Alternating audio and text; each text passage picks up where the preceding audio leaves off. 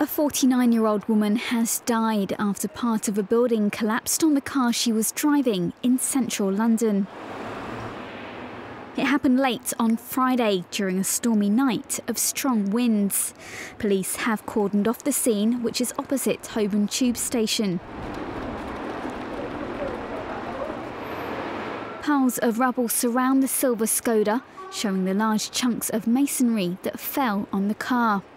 Her passengers, a 25-year-old man and a 24-year-old woman, are being treated in hospital, but police say their injuries are not life-threatening. A fourth person, believed to be a male passerby, was also taken to hospital. The Met Office has said Friday's weather is the last in a series of violent storms that have swept the UK, with conditions set to improve through the weekend.